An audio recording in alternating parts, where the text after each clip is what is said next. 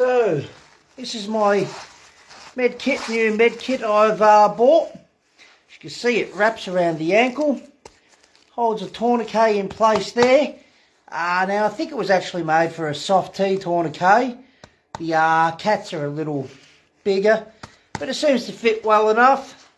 Little space there. You've got your quick clot gauze, which is for packing wounds and stuff, and chest seals in there.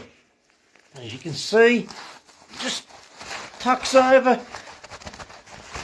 Pants are a bit loose. I think it'll be great for covertly carrying things, bodyguard jobs and stuff.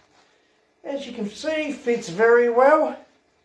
I highly recommend it. I like it. I find it very comfortable, easy to put on and use, and makes it very easy to carry some equipment very covertly as well.